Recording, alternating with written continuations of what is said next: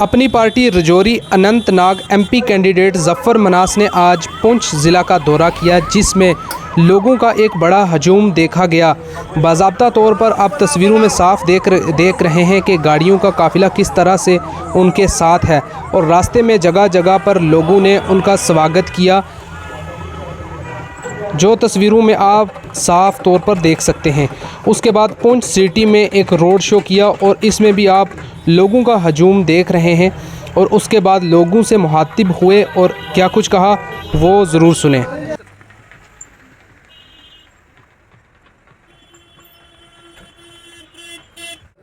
تم ہی تم ہو تو کیا تم ہو، گلہائے رنگا رنگ سے ہے رون کے چمن۔ تم ہی تم ہو تو کیا تم ہو، ہم ہی ہم ہیں تو کیا ہم ہیں۔ لیکن اب میں سیاست کی طرف بھی آؤں گا۔ میں ایک سوال پولیس نے پس منظر بھی پوچھنا چاہنا، جتنے بھی میں بارڈر علاقے میں جانا اتنے میں دو چار گلاں ضرور پوچھنا، خاص طور جس ویلے ایک اپنی ہے لائن آف کنٹرول جس کی آنکھ میں جس نے رار پار گولیاں چلنے، میں دیکھنا کہ پولیس نہ بڑے تو بڑا لیڈر، پولیس نہ بڑے تو بڑا آدمی، کرنا نہ بڑے تو بڑا آدمی، اڑی نہ کوئی بڑے تو بڑا آدمی، نوشہرہ نہ کوئی نہ بڑے تو بڑا آدمی، نہ سڑک مانگنا ہے، نہ بجلی مانگنا ہے، نہ نوکری مانگنا ہے۔ پہلا مطالبہ اس نے ہونا کہ بھی بنکر بنائی دیو۔ اور اے اہل پنچ آج غور کرو کہ تساں کی اس بنکر کی پوزیشن پر اس بسنر شہر کی بارڈر کس بنایا، جس روز تساں کی یہ چیز سمجھ آسی تساں مزاج بدل جاسی۔ اور واللہ العظیم اس ساری مصیبت کی جڑ ایک ہی جماعت ہے، ایک ہی جماعت ہے، ایک ہی جماعت ہے، بلکہ دو جماعتیں ہیں۔ پہلی جماعت نیشنل کانفرنس، یہ نیشنل کانفرنس ہے جس نے ایک طرف سے الہاب کا کیا، اور یہ نیشنل کانفرنس ہے جس کی اب ذاتی دوستی کی وجہ سے الہاب کیا، کسی نظریے کی وجہ سے الہاب نہیں کیا۔ نہرو کی اور شیخ صاحب کی دوستی الہاب کا باعث بنی، لیکن جب دوستی میں دراڑ آئی قوم بھول گئی، رائے شماری کا نعرہ لگا دیا گیا، آزادی کا نعرہ لگا دیا گیا، پاکستانی نمک کو دکھا کر لوگوں کو گمراہ کیا گیا۔ اتنا ہی نہیں، جب حملہ آور یہاں سے واپس جا رہے تھے، کبھی آپ نے سوچا کہ پنچ کے بارڈر پر ہی سیز فائر کیوں ہو گیا؟ کبھی آپ نے سوچا کہ اوڑی کے بارڈر پر ہی سیز فائر کیوں ہو گیا؟ کبھی آپ نے سوچا کہ کرنا کے بارڈر پر بھی سیز فائر ہو گیا؟ اور دو لوگوں نے یہ کروایا، ایک کا نام پنڈت جواہر لال نہرو ہے اور دوسرے کا نام شیخ محمد عبداللہ ہے، جس کی وجہ سے کشمیر تقسیم ہو گیا، جس کی وجہ سے کشمیر کے ٹکڑے ٹکڑے ہو گئے، ماں بیٹے سے بچھڑ گئی، بیٹا ماں سے بچھڑ گیا، اور آج بھی بچھوڑے کا وہ درد ان لوگوں کے اندر ان کو اندر ہی کھا رہا ہے۔ یہ رجوری کی ہی طرح، کرنا کی ہی طرح، اوڑی کی طرح آپ کا یہ خوبصورت شہر جموں کشمیر کا ثقافت کے اعتبار سے سب سے امیر ترین شہر، ادب کے لحاظ سے امیر ترین شہر، یہ تقسیم ہو گیا، یہ بار بار اجڑا، بار بار بسا، اور آج بھی ابھی بھی انسرٹنٹی کی اس میں جو ہوائیں ہیں کبھی کبھی چلتی ہیں۔ یہ اس کے لیے صرف اور صرف نیشنل کانفرنس ذمہ دار ہے، اس لیے کہ کوئی شخص صرف اور صرف سلطان کشمیر بننا چاہتا ہے۔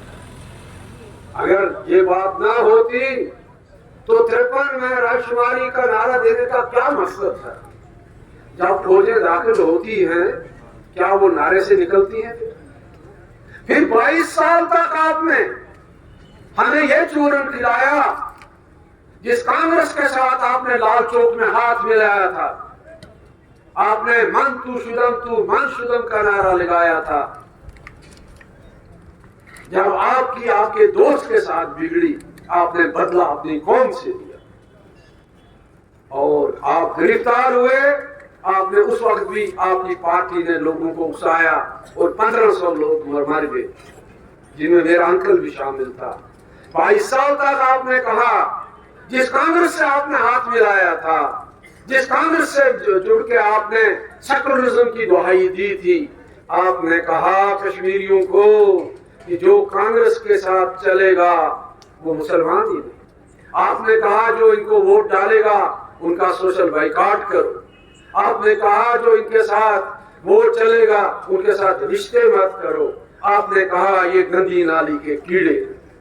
लेकिन 75 में एक बार फिर जब आपको नौकरी मिली तो आपको सब कुछ भूल गया। पहले आपने महाराजा साहब के खिलाफ बगावत की, उनको कश्मीर छोड़ने का कहा, लेकिन जब आपको महाराजा ने हुकूमत दी नेहरू के कहने पे, आपने उसी महाराजा के कॉन्स्टिट्यूशन, उसी की वफादारी का हलफ उठाकर कुर्सी संभाली। यानी आपने कुर्सी कभी 75 में आपने क्या लिया? 370, जिसके अंदर कुछ भी नहीं था। वजीर आजम की जगह वजीर आला, सदर की जगह गवर्नर, हर चीज पर आपने कहा मुझे कुछ दे दो, मुझे लोगों को दिखाना है।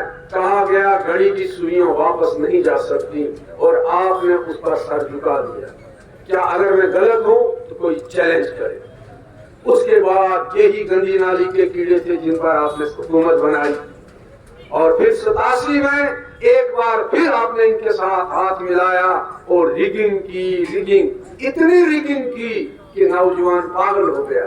उसने बंदूक हाथ में उठा ली, बंदूक देने वाला तैयार था, इशारा देने वाला तैयार था, और कश्मीर, जम्मू कश्मीर और ये खित्ता है फिर पंजाब जो था लहू लहान हो गया, एक नेशनल कॉन्फ्रेंस और कांग्रेस की वजह से।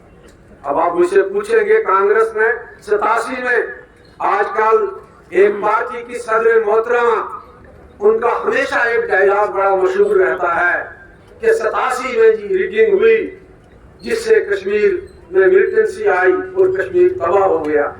आप में से कोई, मैं कहता हूं हो क्या गया है, हम में से कोई सवाल नहीं पूछता कि अगर रिगिंग हुई उसमें आप और आपकी फैमिली शामिल थी या नहीं।